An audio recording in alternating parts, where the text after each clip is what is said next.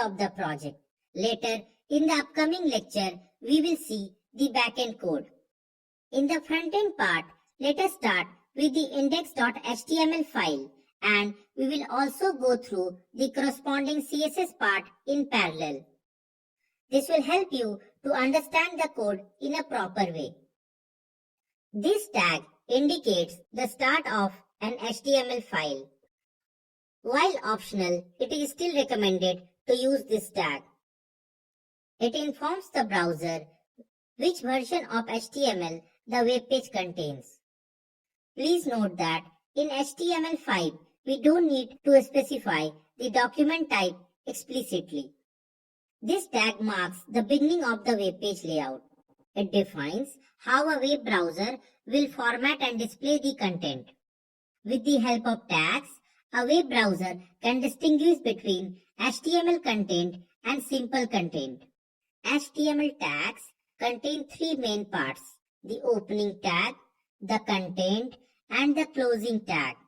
All the other web page components must be under the HTML tag. When a web browser reads an HTML document, the browser reads it from the top to bottom and left to right. HTML tags are used to create HTML documents and render their properties. Each HTML tag has different properties. The head tag represents the beginning of the header section of the web page. All the components that should be displayed in the header section of the file should be contained in the head tag. It is the container for metadata and information related to documents. It is placed above body tag inside HTML tag. The head of an HTML document is a part whose content is not displayed in the browser on page loading. It just contains metadata about the HTML document, which specifies data about the HTML document. Metadata defines the document title, character set, styles, links, scripts, and other meta information. These are the list of tags used in metadata: title, style, script, link, meta, and base. The title tag is an HTML code tag that allows you to give a web page a title. This is displayed on the tab of the browser such that it gives the user a general idea about your site. It plays an important role in search engine optimization and helps to rank a web page in Google search results. It is important to note that this title tag is limited to 512 pixels and therefore it is approximately 55 characters.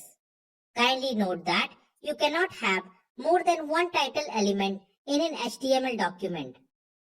The HTML link tag is used to specify the relationship between the current document and the external source. This tag is commonly used to link the external style sheet for the current document, but it can also be used with link site icons. It is placed on the head section of the document. On the other hand, the rel attribute generally tells the relationship between the external document and the web page. In our code, we wanted to use a shortcut icon. The same is mentioned for reference using the rel attribute. And using the href, we are defining the system path where our fab icon is located. So overall, you can say that this line of code displays a mini icon in the tab of the browser. As you can see here, we are linking the style sheet. The style.css is present under the static folder.